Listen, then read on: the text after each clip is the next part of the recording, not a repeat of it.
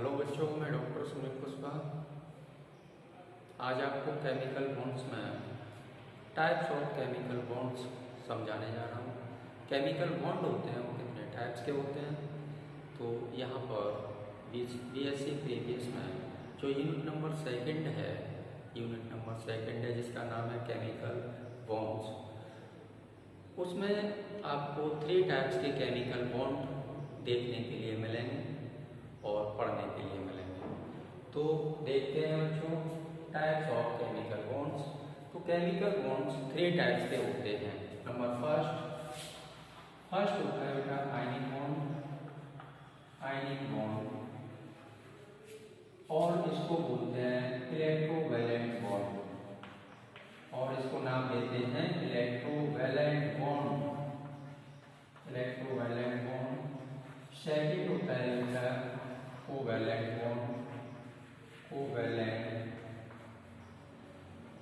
Bond, और third होता है कोऑर्डिनेट बॉन्ड। कोऑर्डिनेट 3 टाइप्स के आपको केमिकल बॉन्ड पढ़ने हैं। रासायनिक बंध 3 प्रकार के होते हैं, आयनिक बॉन्ड और इलेक्ट्रोवैलेंट बॉन्ड। सेकंड होता है कोवैलेंट बॉन्ड, और थर्ड होता है कोऑर्डिनेट बॉन्ड। सबके बारे में थोड़ी थोड़ी यहाँ पर जानकारी दे देता हूँ। यहाँ पर बेटा जो आयनिक बॉन्ड होता है इसमें क्या होता है कि ये इलेक्ट्रॉन के स्थानांतरण से बनता है। मैंने क्या बोला? मैंने बोला कि जो आयनिक बॉन्ड होता है या इलेक्ट्रोवैलेंट बॉन्ड होता है, ये इलेक्ट्रॉन्स के स्थानांतरण से बनता है। इलेक्ट्रॉन के स्थानांतरण से बनता है। जो सेकंड होता है बेटा कोवैलेंट बॉन्ड, ये इलेक्ट्रॉनों की बराबर साझेदारी से बनता है। इक्वल शेयरिंग ऑफ इलेक्ट्रॉन यानी इलेक्ट्रॉनों की बराबर साझेदारी से बनता है। तो इलेक्ट्रॉन शेयर से बनता है, इलेक्ट्रॉनों की साझेदारी से बनता है। तो यहां मैंने लिख दिया है इलेक्ट्रॉन शेयर से बनता है, आपस में साझेदारी से बनता है। कोऑर्डिनेट बॉन्ड होता है बेटा जे जो लोन पेयर होता है, इलेक्ट्रॉन युग्म होता है जिसको हम लोन पेयर कहते हैं। लोन पेयर के स्थानांतरण से बनता है, लोन पेयर के डोनेट करने से बनता है। तो यहाँ पर क्या लिखने जा रहा हूं मैं? लोन पेयर के डोनेट करने से बनता है, दान करने से बनता है, डोनेट करने से बनता है। तो ये मेन बातें हैं, इनको आपको पकड़ के रखना है तो टॉपिक अच्छे से क्लियर हो जाएगा। डोनेट करने से बनता है। तो 3 बातें मैंने आपको बताई। कौन कौन सी बताई? देखें आप, जो आयनिक बॉन्ड होता है वो इलेक्ट्रॉनों के स्थानांतरण से बनता है। जो कोवैलेंट बॉन्ड होता है वो इलेक्ट्रॉन शेयरिंग से बनता है, और जो कोऑर्डिनेट बॉन्ड होता है वो लोन पेयर के डोनेट करने से बनता है। लोन पेयर के डोनेट करने से बनता है, लोन पेयर के स्थानांतरण से बनता है। बातें इतनी क्लियर हो गई। 3 बातें आप पकड़ लें। फर्स्ट नंबर ये वाली बात पकड़ लें आप, स्थानांतरण वाली। सेकंड बात आप ये वाली पकड़ लें, इलेक्ट्रॉन शेयरिंग। और थर्ड बात पकड़ लें आप, लोन पेयर के डोनेट करने से बनता है, स्थानांतरण से बनता है। तीनों बॉन्ड्स आपको क्लियर हो जाएंगे। तो चलो देखते हैं 3 बॉन्ड्स मैंने बताया आपको, एक एक करके इनको एक्सप्लेन करते हैं। इरेज करने जा रहे हैं इसको, स्क्रीनशॉट लेना चाहें लिख सकते हैं। चलिए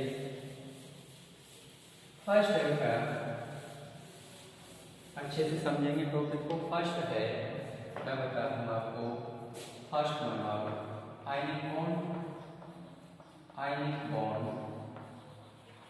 और इलेक्ट्रोवैलेंट इलेक्ट्रोवैलेंट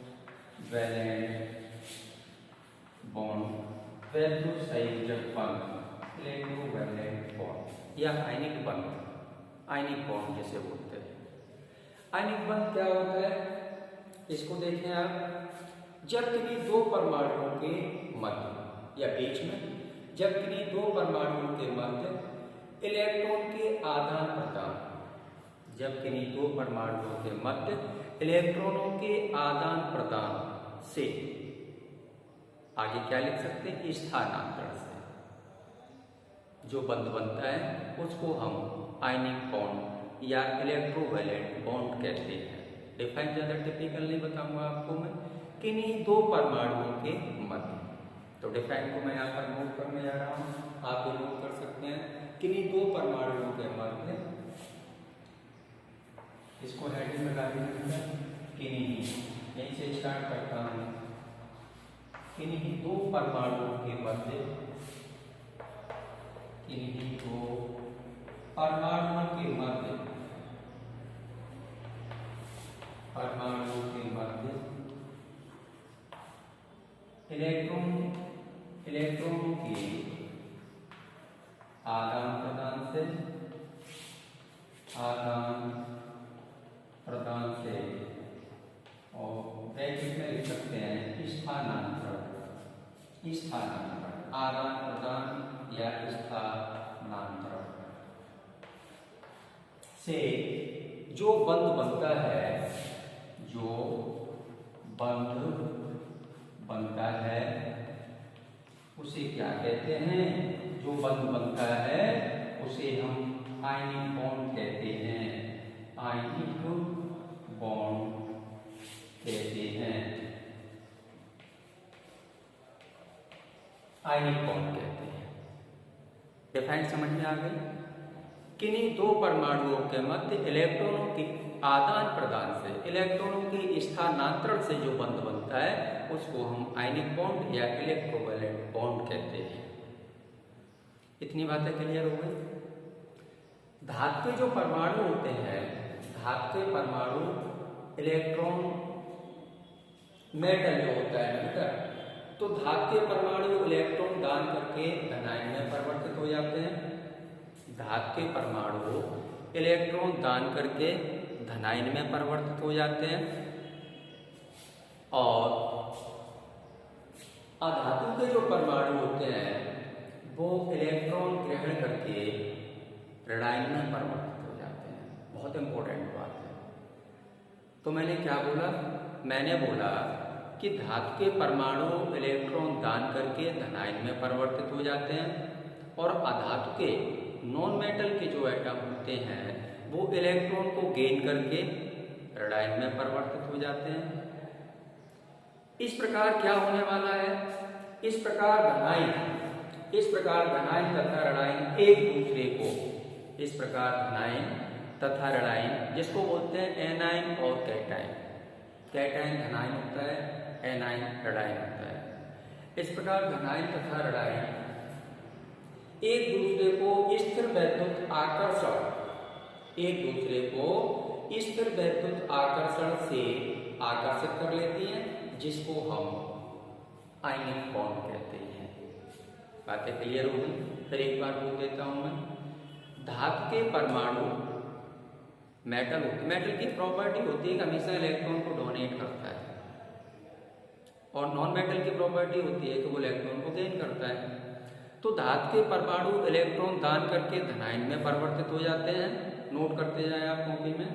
धातु के परमाणु, नोट करते जाएं, धातु के परमाणु इलेक्ट्रॉन दान करके धनायन में, कैटायन में परिवर्तित हो जाते हैं, तथा नॉन मेटल अधातु के परमाणु इलेक्ट्रॉन गेन करके ऋणायन में परिवर्तित हो जाते हैं। थोड़ी स्पीड में लिखें आप। ऋणायन में परिवर्तित हो जाते हैं। इस प्रकार धनायन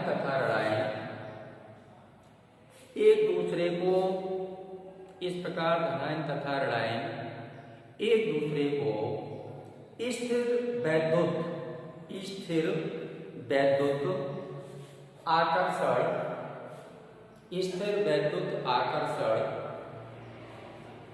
से आकर्षित कर लेती हैं। इलेक्ट्रोस्टैटिक अट्रैक्शन, स्थिर वैद्युत आकर्षण इलेक्ट्रोस्टैटिक अट्रैक्शन से आकर्षित कर लेती हैं, जिसे वैद्युत संयोजक बंध कहते हैं या आयनिक बॉन्ड कहते हैं या इलेक्ट्रोवैलेंट बॉन्ड कहते हैं। चलिए हो गया, नोट कर लिया आपने। चलिए आगे देखते हैं एग्जाम्पल। मेटल, ये है बेटा, इसको लिख के देता हूँ तब एग्जाम्पल समझाता हूँ, तो स्पेस मुझे ज्यादा चाहिए ना, और जब तक आपके माइंड में ये बातें नहीं फिट हो जाएंगी ना, तब तक आयनिक बॉन्ड को हम छोड़ने वाले नहीं हैं। आपको ये आना चाहिए। एग्जाम्पल पहले देखिए आप, ये मेटल है और इधर मैं लिख देता हूं नॉन मेटल। मेटल और नॉन मेटल, इसमें क्या है बेटा, ये जो मेटल होती है वो इलेक्ट्रॉन को डोनेट करती है। मेटल इलेक्ट्रॉन को डोनेट कर रही है। ये जो मेटल होती है इलेक्ट्रॉन डोनर होता है, इलेक्ट्रॉन डोनर होता है। और नॉन मेटल जो होती है बेटा वो इलेक्ट्रॉन एक्सेप्टर होता है, इलेक्ट्रॉन एक्सेप्टर होता है। मेटल होती है इलेक्ट्रॉन डोनर होता है, नॉन मेटल होती है इलेक्ट्रॉन एक्सेप्टर होता है। अर्थात ये इलेक्ट्रॉन को डोनेट करेगा तो ये इलेक्ट्रॉन को एक्सेप्ट करेगा, ग्रहण करेगा, गेन करेगा। बातें क्लियर है? चलिए आगे चलते हैं, नोट करते जाए मेरे साथ। देखिए आप, पॉजिटिव, सॉरी मैंने अभी बोला था कैटाइन और एनाइन।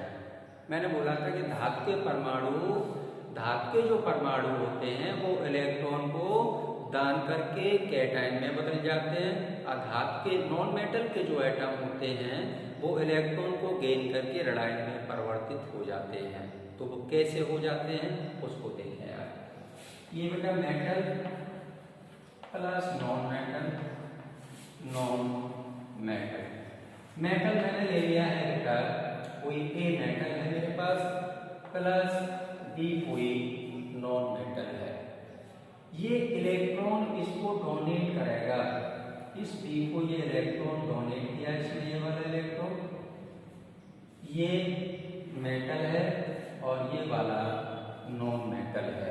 तो आगे चल के क्या होगा, इसने इलेक्ट्रॉन डोनेट किया है, मेटल है, तो इस पर एक इलेक्ट्रॉन डोनेट किया है तो एक पॉजिटिव चार्ज आएगा, तो ये कैटाइन में चेंज हो गया, यानी कैटाइन धनाइन में परिवर्तित हो गया, कैटाइन में परिवर्तित हो गया। इसने इलेक्ट्रॉन डोनेट किया है, इसने इलेक्ट्रॉन, नॉन मेटल ने इलेक्ट्रॉन को गेन किया है, तो ये एनाइन में परिवर्तित हो जाएगा, एनाइन में परिवर्तित हो जाएगा। यही बात मैं बोल रहा हूं कि धातु के परमाणु इलेक्ट्रॉन दान करके कैटाइन में बदल जाते हैं, और अधातु के परमाणु होते हैं, नॉन मेटल के जो परमाणु होते हैं वो इलेक्ट्रॉन को गेन करके रेडाइन में परिवर्तित हो जाते हैं।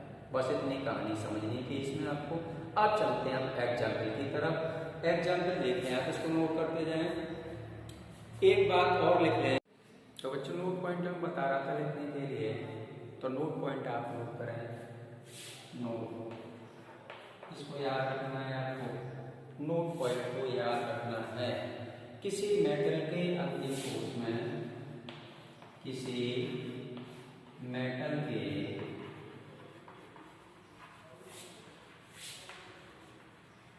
अंतिम कोष में,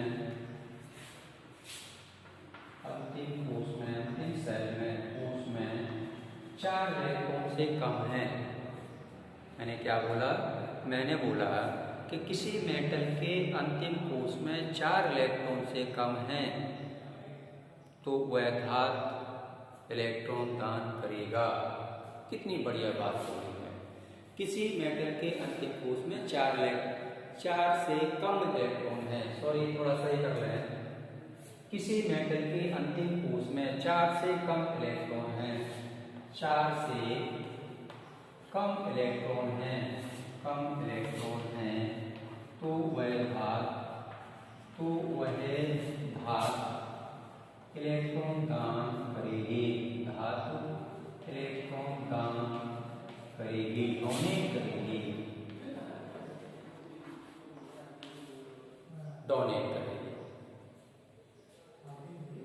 मेटल है करेगा। तो मैंने बोला कि किसी मेटल के अंतिम सेल्स में, लास्ट सेल्स में अगर 4 इलेक्ट्रॉन से कम है तो वह मेटल इलेक्ट्रॉन डोनेट करेगा, चलिए देखते हैं, एग्जाम्पल की तरफ चलते हैं। एग्जाम्पल है, इसको हो कर लिया। एग्जाम्पल है NaCl। NaCl में हमें देखना है कि आयनिक बॉन्ड बनता है या नहीं बनता है।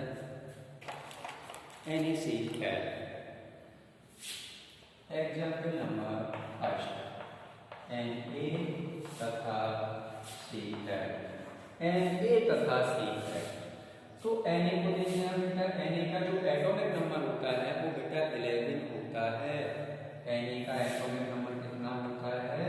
11 होता है। इसका इलेक्ट्रॉनिक कॉन्फ़िगरेशन क्या होगा? 2,8,1 और क्लोरीन का जो एटॉमिक नंबर होता है वो 17 होता है।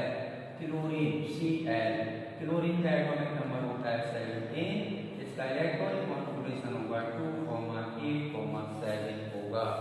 तो बैलेंस सेल में अंतिम कोष को बैलेंस सेल कहते हैं। तो बैलेंस सेल में कितने इलेक्ट्रॉन हैं? 7 इलेक्ट्रॉन हैं।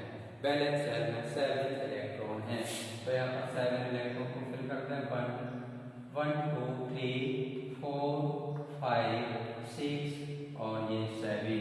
और ये जो मेटल है इसको क्या बोलते हैं हम? सोडियम मेटल होता है। और बेटा ये नॉन मेटल होता है। मेटल और नॉन मेटल की यहाँ पर बात चल रही है। ये सोडियम अपने लास्ट सेल के 1 इलेक्ट्रॉन को क्या करेगा? डोनेट करेगा। अब 1 इलेक्ट्रॉन को डोनेट क्यों करेगा? क्योंकि उसके पास, सोडियम के पास 4 इलेक्ट्रॉन से कम है, उसके बैलेंस सेल में 4 इलेक्ट्रॉन से कम है, इसलिए वो डोनेट करेगी। इसलिए वो मेटल है, इलेक्ट्रॉन को डोनेट करेगी। चलिए देखते हैं आगे क्या होता है। तो ये इलेक्ट्रॉन डोनेट करने के बाद बेटा मेटल पर तो पॉजिटिव चार्ज आएगा और नॉन मेटल पर नेगेटिव चार्ज आएगा। मेटल पर पॉजिटिव चार्ज तो Na+। अब इसका इलेक्ट्रॉनिक कॉन्फ़िगरेशन रह गया 2,8 और Cl की बात करें तो Cl के बैलेंस सेल में इलेक्ट्रॉन हो जाएंगे बेटा 8, क्योंकि 1 इलेक्ट्रॉन सोडियम ने दे दिया। 1 इलेक्ट्रॉन सोडियम ने दे दिया तो उसके बैलेंस सेल में इलेक्ट्रॉन हो जाएंगे 8। बोलो हो जाएंगे। तो 1 2 3 4 5 6 7 और ये 8। और इस पर एक नेगेटिव चार्ज भी आएगा, बोलो क्लियर है? इसको कैसे लिख सकते हैं हम? इसको हम लिख सकते हैं इस तरीके से Na+ और ब्रैकेट में Cl- और इलेक्ट्रॉन को शो करना है यहाँ पर 1 2 3 4 5 6 7 और ये 8। अब यहाँ पर इसका इलेक्ट्रॉनिक कॉन्फ़िगरेशन क्या होगा? 2,8,8 होगा। 2,8,8 होगा। चलिए नोट कर सकते हैं आप, या इसको हम दे सकते हैं NaCl। चलिए नोट डाउन करते जाएंगे। नेक्स्ट एग्जाम्पल है CaO तथा CaF। एग्जाम्पल नंबर 2 ये ले लो बेटा, स्पेस है मेरे पास थोड़ा सा। तो एग्जाम्पल नंबर 2 है CaF।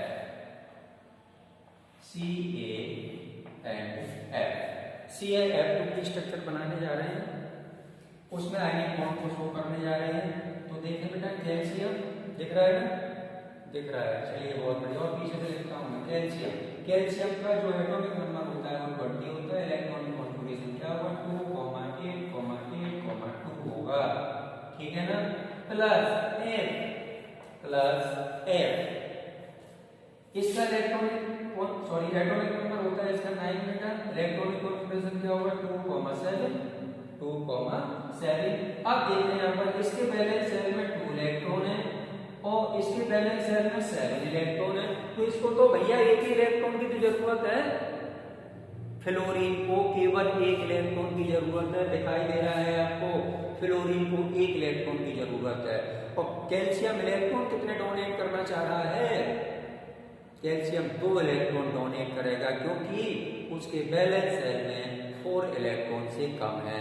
तो मैंने क्या बोला था, मेटल के यदि मेटल के वैलेंस शेल में 4 इलेक्ट्रॉन से कम है तो वह मेटल इलेक्ट्रॉन को डोनेट करेगा। ये बातें क्लियर हो रही हैं, डोनेट करेगा। चलिए अब हमें क्या करना है, यहाँ पर हमें 2 फ्लोरीन चाहिए, तो यहाँ हमने कर दिया मल्टीप्लाई 2 का मल्टीप्लाई कर दिया, समझे ना।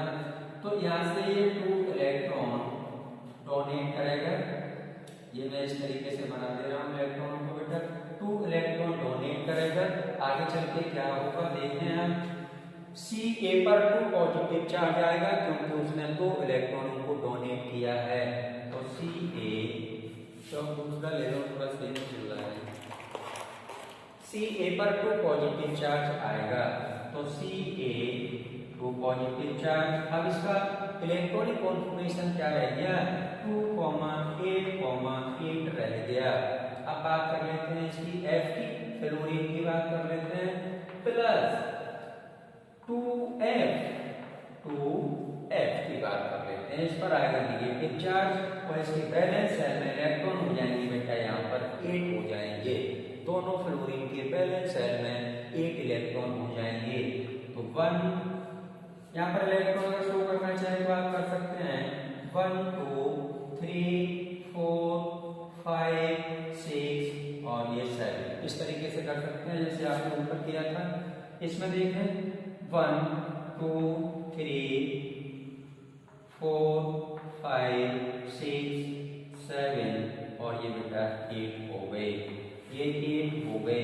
अब इसका इलेक्ट्रॉनिक कॉन्फिगरेशन क्या होगा, 2,8,8 होगा, सॉरी हाँ 2,8 होगा, 2,8 होगा। उसके बैलेंस शेल में इलेक्ट्रॉन कितने हो गए, 8 इलेक्ट्रॉन हो गए। अब इसको हम क्या कर सकते हैं, कैसे लिख सकते हैं, ऐसे लिख सकते हैं CaF2। इसको हम शो करें तो लिख सकते हैं CaF2। चलिए नोट डाउन कर लेना, थोड़ा सा समझ दे रहा हूँ मैं आपको। अगला एग्जाम्पल समझाने जा रहा हूँ बेटा।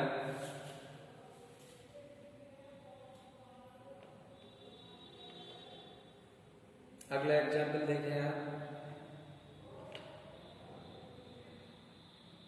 चलिए एग्जाम्पल नंबर 3, आयनिक बॉन्ड चल रहा है, वैद्युत संयोजक बंध चल रहा है। तो एग्जाम्पल नंबर 3 है, एग्जाम्पल नंबर 3 एल्यूमिनियम, क्या है, aluminium and oxygen. Example number 3 थोड़ा सा आपको हिलाने वाला एग्जाम्पल है, थोड़ा सा हिला सकता है आपको, लेकिन ज्यादा नहीं हिलाएगा, थोड़ा सा हिला सकता है। Aluminium and oxygen, aluminium and oxygen. चलिए एल्यूमिनियम और ऑक्सीजन की बात करते हैं हम यहाँ पर। एल्यूमिनियम एंड ऑक्सीजन, तो 2 एल्यूमिनियम है और 3 बेटा यहाँ पर ऑक्सीजन है, 3 ऑक्सीजन है।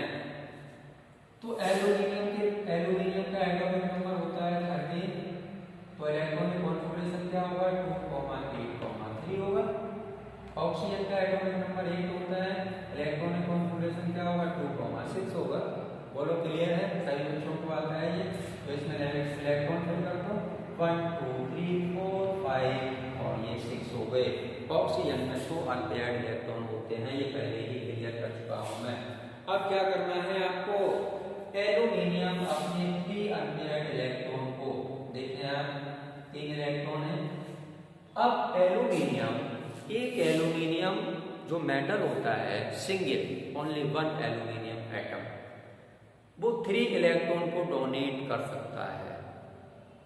अभी बात मैंने क्या बोली थी, मैंने बोला था कि एल्यूमिनियम 3 इलेक्ट्रॉन को डोनेट कर सकता है। क्यों कर सकता है? क्योंकि उसके वैलेंस शेल में 4 इलेक्ट्रॉन से कम है, इसलिए वह धातु इलेक्ट्रॉन को दान करेगा, धातु इलेक्ट्रॉन को दान करेगा।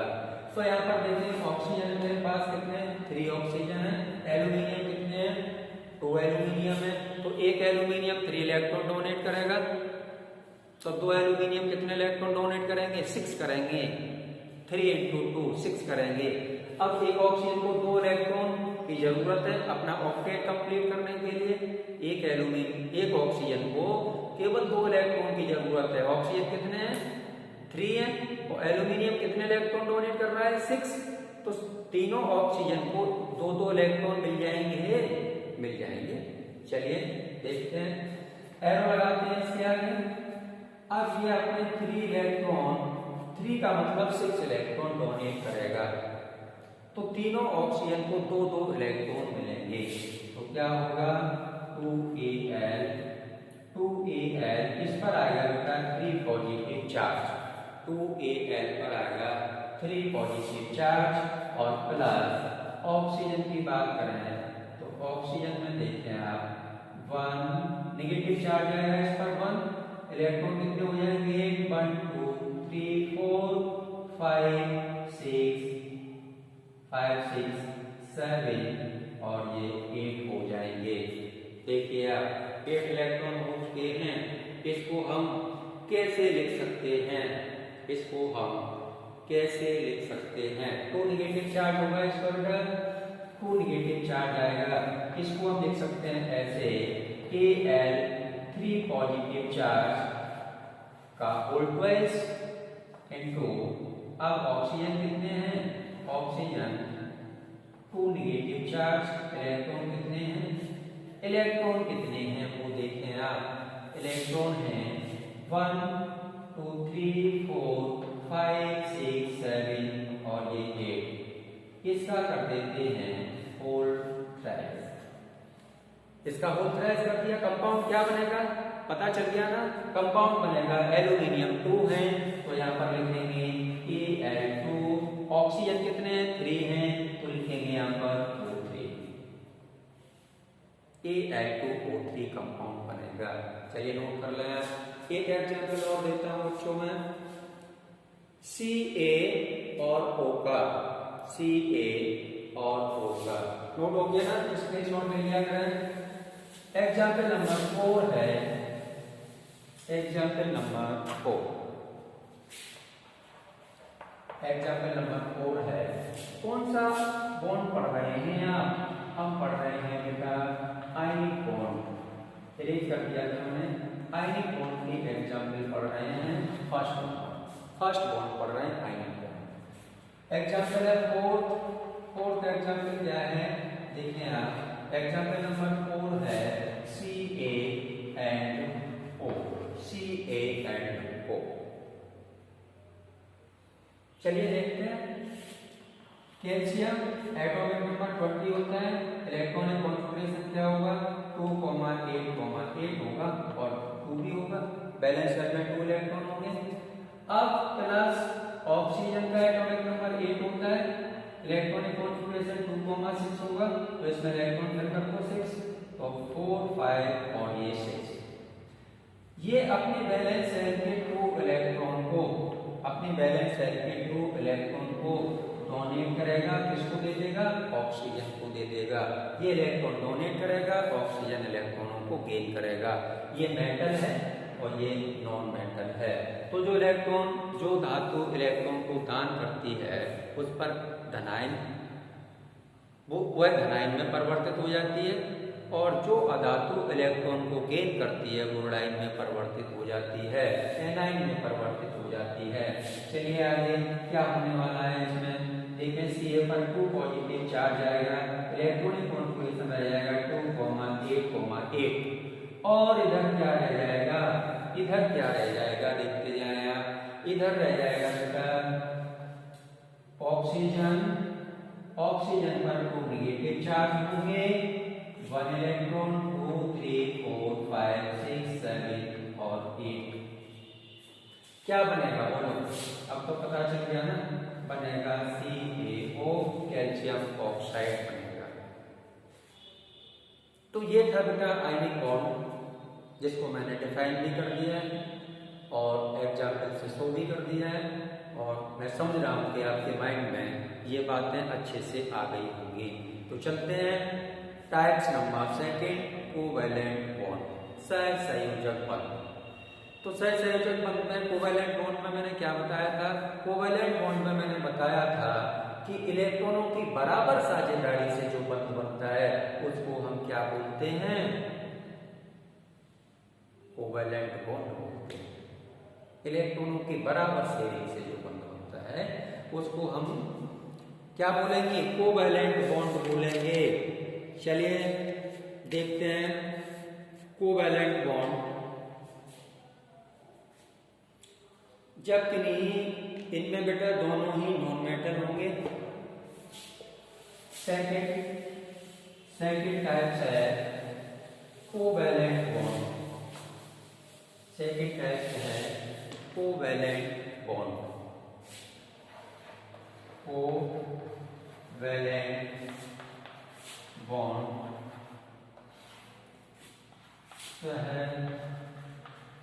सहसंयोजक बंध। क्या डिफाइन बनाएंगे आप बताएं? क्या डिफाइन बना सकते हैं? डिफाइन बनाएंगे, जैसे डिफाइन अभी निकालता हूं। ये कोई एक नॉन मेटल है और ये भी बेटा कोई एक नॉन मेटल है, ये भी नॉन मेटल है और ये भी नॉन मेटल है, दोनों ही नॉन मेटल है। ये भी नॉन मेटल है और ये भी नॉन मेटल है। इसके वैलेंस सेल में एक इलेक्ट्रॉन है बेटा और इसके वैलेंस सेल में एक इलेक्ट्रॉन है। समझ रहे हो ना? तो ये क्या करेंगे आपस में, ये वाला जो एटम है ए वाले एटम को अपना एक इलेक्ट्रॉन दे देगा और जो बी एटम है वो ए एटम से एक इलेक्ट्रॉन को ले लेगा।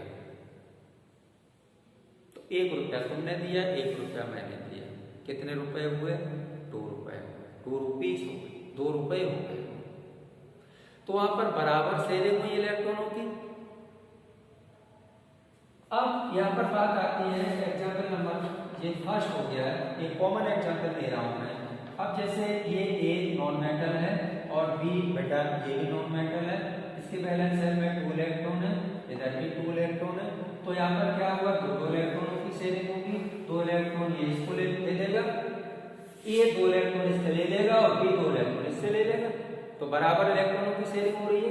अब देखिए आप, ए के पास भी 3 इलेक्ट्रॉन है, बी के पास भी बेटा 3 इलेक्ट्रॉन है, तो ये 3 इलेक्ट्रॉनों की यहाँ पर शेयरिंग हो रही है, बराबर साझेदारी हो रही है। अब यहाँ पर क्या देखना है? यहाँ पर ये देखना है, इनको हम बोलते हैं मल्टीपल बॉन्ड। इनको बोलते हैं मल्टीपल बॉन्ड। तो जब किन्हीं 2 परमाणुओं के बीच में इलेक्ट्रॉनों की बराबर साझेदारी होती है, क्या बोला मैंने? मैंने बोला कि जब किन्हीं 2 परमाणुओं के बीच, 2 एटम के बीच में इलेक्ट्रॉनों की बराबर शेयरिंग होती है, साझेदारी होती है, तो उनके बीच जो बंध बनता है उसको हम कोवैलेंट बॉन्ड कहते हैं। अब आगे बातों को समझें। तो इतनी बात तो समझ में आ गई होगी कि बराबर इलेक्ट्रॉनों की साझेदारी होगी तो वहां पर उसे हम कोवैलेंट बॉन्ड कहेंगे। अब बात यहाँ ये आती है बेटा कि अगर एक इलेक्ट्रॉन की साझेदारी हो रही है, एक इलेक्ट्रॉन की साझेदारी हो रही है, तो उनके बीच में हमेशा आता है सिंगल बॉन्ड। उनके बीच में आएगा सिंगल कोवैलेंट बॉन्ड। जब बेटा 2 इलेक्ट्रॉनों की शेयरिंग होगी, साझेदारी होगी, तो इनके बीच में आएगा ए डबल बॉन्ड बी, यानी डबल बॉन्ड आएगा, डबल बॉन्ड आएगा, डबल कोवैलेंट बॉन्ड बोल सकते हैं इसको। जब 3 इलेक्ट्रॉनों की साझेदारी होगी, 3 इलेक्ट्रॉनों की शेयरिंग होगी बेटा, तो उनके बीच में ट्रिपल कोवैलेंट बॉन्ड आता है, ट्रिपल कोवैलेंट बॉन्ड। तो एक इलेक्ट्रॉनों की साझेदारी के लिए सिंगल बॉन्ड का यूज करते हैं, 2 इलेक्ट्रॉनों की साझेदारी के लिए एक इलेक्ट्रॉन के लिए सिंगल बॉन्ड, 2 इलेक्ट्रॉन के लिए बेटा डबल बॉन्ड, और 3 इलेक्ट्रॉन के लिए ट्रिपल बॉन्ड का यूज करते हैं, वहां पर ट्रिपल बॉन्ड आता है, ट्रिपल बॉन्ड आता है। चलिए देखते हैं एग्जाम्पल। डिफाइन को पहले नोट करो यार, डिफाइन नोट करते हैं। जब किन्हीं दो परमाणुओं के बीच, जब किन्हीं दो परमाणुओं के बीच बराबर इक्वल शेयरिंग होती है, बराबर इलेक्ट्रॉनों की शेयरिंग होती है,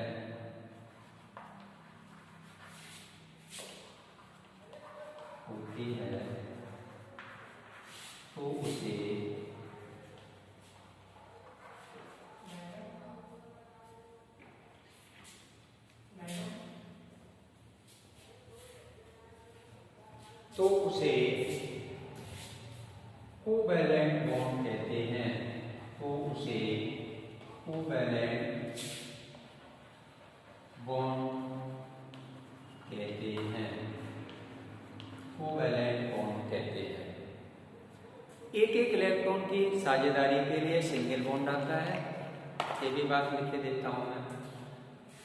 एक इलेक्ट्रॉन की अगर साझेदारी हो रही है तो उनके बीच में बेटा सिंगल बॉन्ड आएगा, इसको बोलेंगे हम single bond, single covalent bond. दो इलेक्ट्रॉनों की साझेदारी हो रही है तो दोनों के बीच में क्या आएगा, डबल बॉन्ड आएगा, इसको हम क्या बोलेंगे, डबल कोवैलेंट बॉन्ड बोलेंगे, डबल कोवैलेंट बॉन्ड। 3 इलेक्ट्रॉनों की बेटा हो रही है तो क्या बोलेंगे, इसको ट्रिपल कोवैलेंट बॉन्ड बोलेंगे, ट्रिपल कोवैलेंट बॉन्ड बोलेंगे, ट्रिपल कोवैलेंट बॉन्ड। अब यहाँ पर एक बात और बता देता हूं मैं, सिग्मा और पाई बॉन्ड जब बात आएगी है तो लगे हाथ बता देता हूं मैं कि सिग्मा और पाई बॉन्ड। बेटा ध्यान दें यार, ए और बी के बीच में यह सिंगल बॉन्ड है तो प्रत्येक सिंगल बॉन्ड होता है वो सिग्मा बॉन्ड होता है, तो इसके बीच में जो बॉन्ड है, सिंगल बॉन्ड है, वो सिग्मा बॉन्ड है। सिंगल बॉन्ड को सिग्मा बॉन्ड कहते हैं। अगर बेटा क्या है, ए और बी के बीच में डबल बॉन्ड है तो ऊपर वाला सिग्मा होगा और नीचे वाला पाई बॉन्ड होगा, ऊपर वाला सिग्मा बॉन्ड और नीचे वाला पाई बॉन्ड होगा। और ट्रिपल बॉन्ड है, नीचे शो कर देता हूं, इस साइड ए और बी के बीच में, यानी ए एटम और बी एटम के बीच में 3 इलेक्ट्रॉनों की साझेदारी हो रही है, 3 इलेक्ट्रॉनों की साझेदारी हो रही है, 3 इलेक्ट्रॉनों की। तो उसमें क्या होगा, उसमें ऊपर वाला सिग्मा बॉन्ड होगा और नीचे वाले ये दोनों क्या होंगे, पाई 2 पाई, सॉरी पाई लिखता हूं, दोनों नीचे वाले पाई बॉन्ड होंगे, नीचे वाले दोनों पाई बॉन्ड होंगे। नोट कर लें, फिर एग्जाम्पल की तरफ चलते हैं। जल्दी करें फास्ट।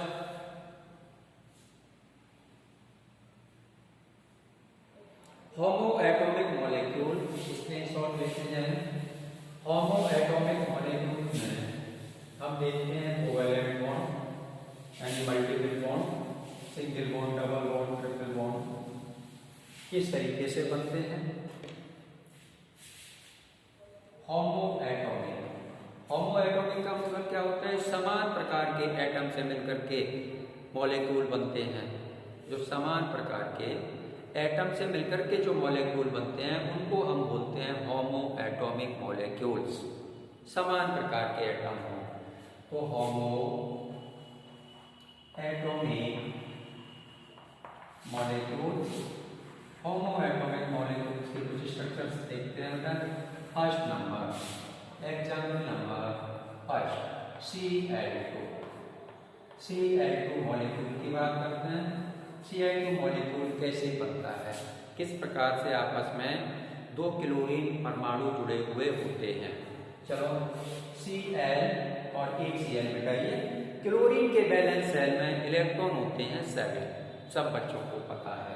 तो यहाँ पर बेटा 7 इलेक्ट्रॉन फिल कर दो, 1 2 3 4 5 6 और ये इधर वाले को देता हूँ 7 और इस वाले को यहाँ कर देता हूँ, ठीक है।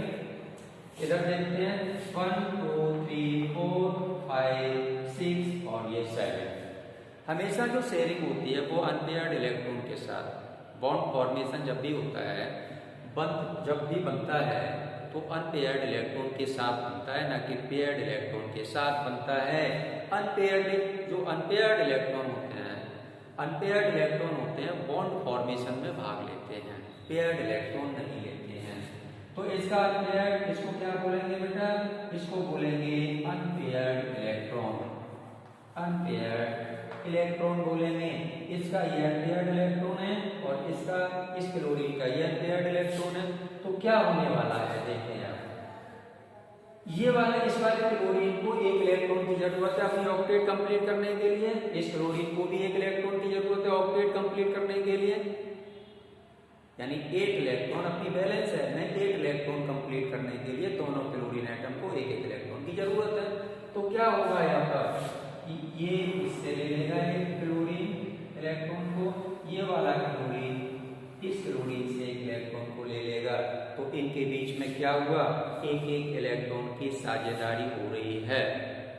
इन दोनों क्लोरीन परमाणुओं के बीच में एक एक इलेक्ट्रॉन की साझेदारी हो रही है। तो यहाँ पर क्या आएगा, सिंगल बॉन्ड आएगा।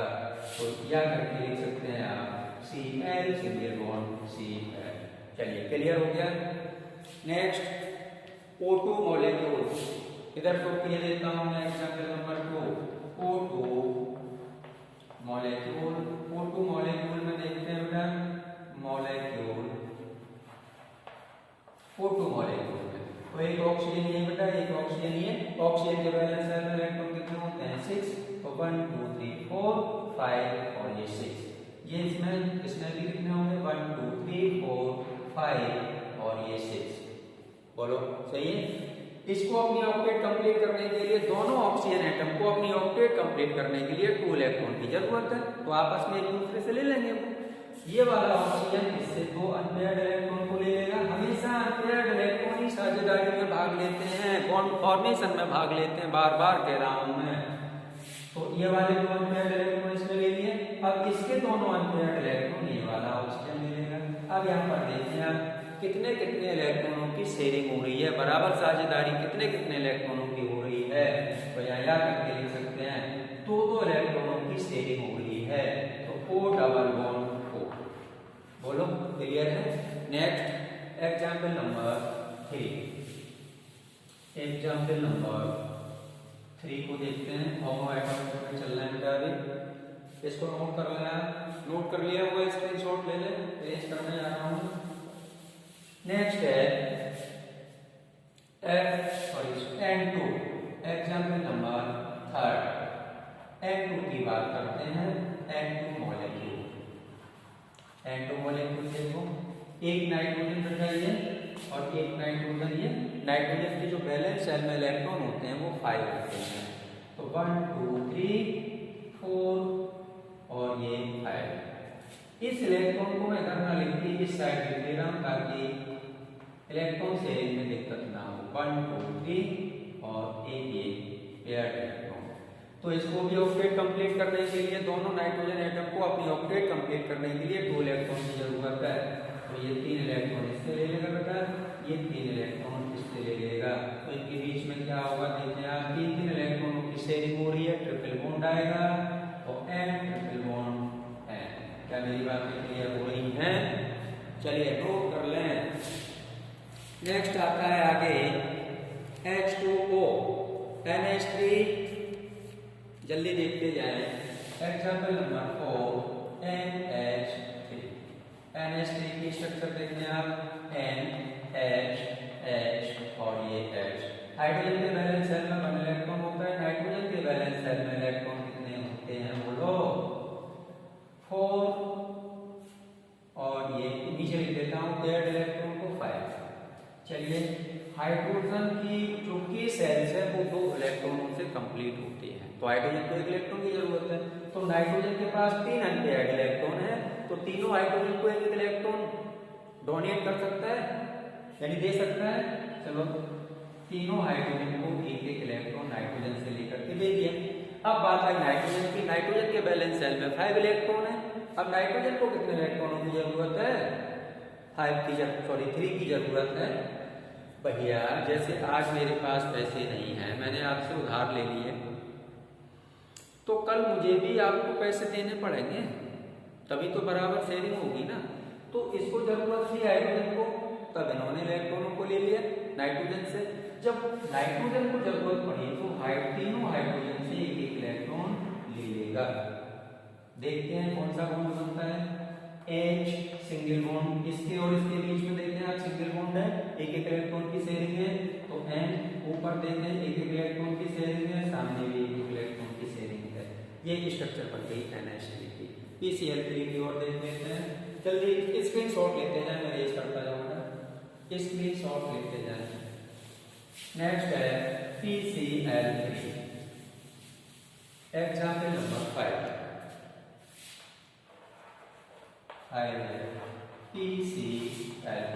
PCl3 की स्ट्रक्चर देखते हैं, PCl क्लोरीन के बैलेंस सेल में 7 इलेक्ट्रॉन होंगे, 1 2 3 4 5 6 और ये 7, 1 2 3 4 5 6 और ये वाले कर देता हूँ पेयर 7, 1 2 3 4 5 6 और इनको कर देते हैं पेयर बेटा, और इसको अनपेयर कर देते हैं। चलिए 2 इसके पास होना चाहिए 7 हो।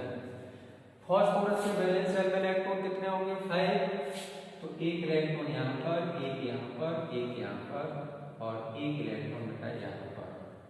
चलिए इसको पेयर्ड बना देते हैं।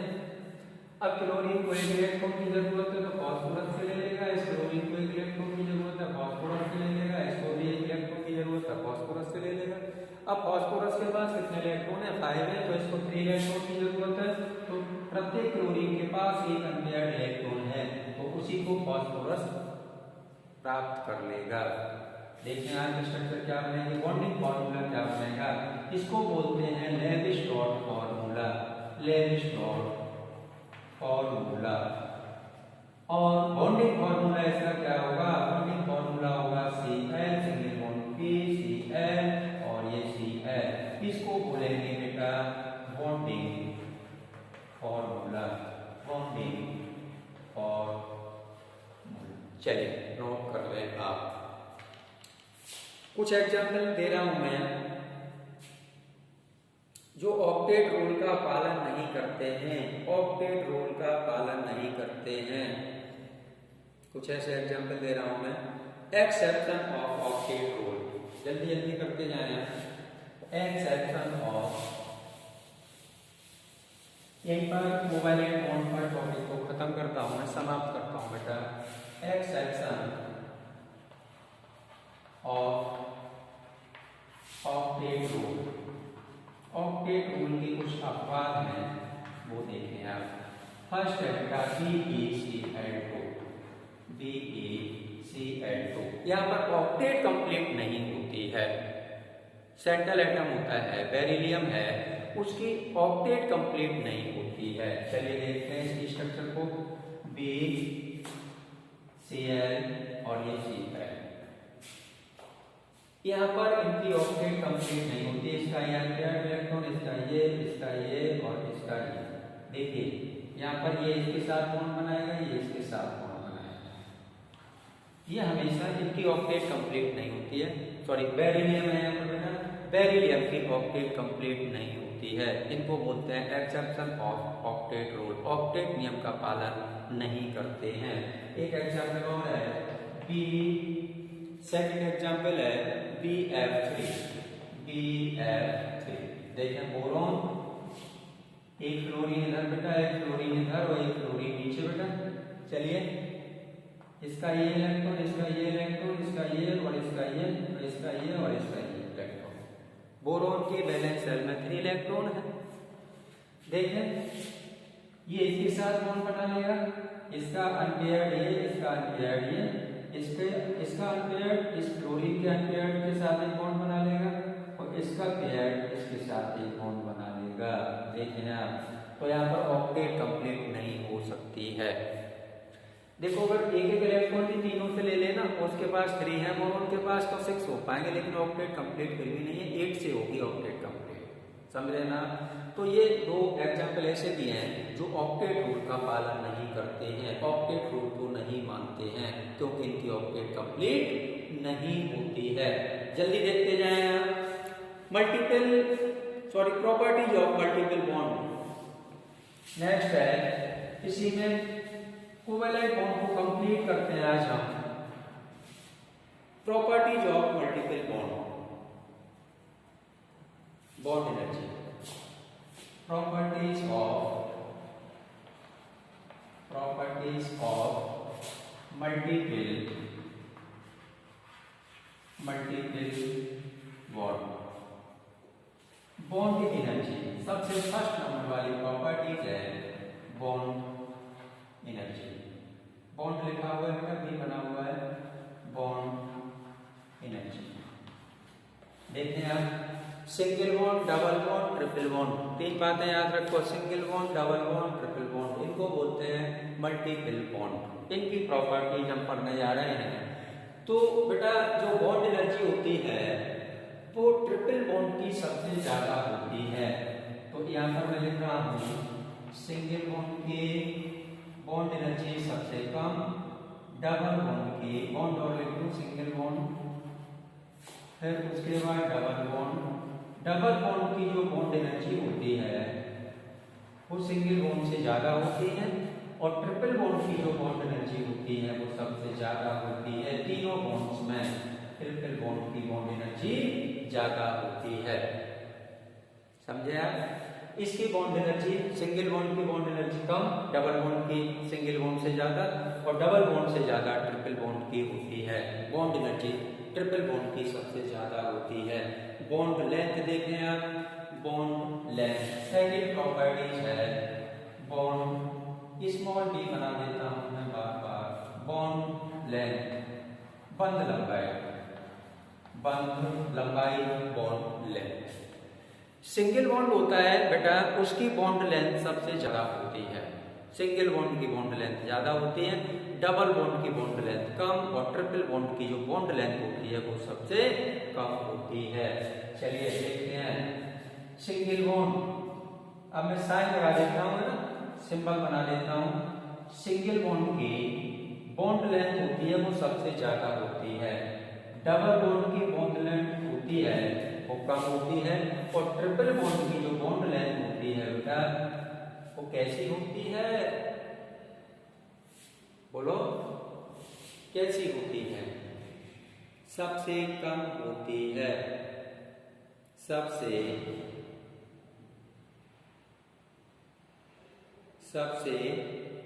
कम होती है, सबसे कम होती है।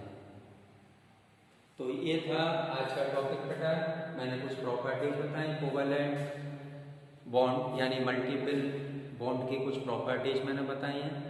इस वीडियोस में मैंने आपको 2 बॉन्ड बताए हैं, एक है आयनिक बॉन्ड और इलेक्ट्रोवैलेंट बॉन्ड और सेकंड है कोवेलेंट बॉन्ड।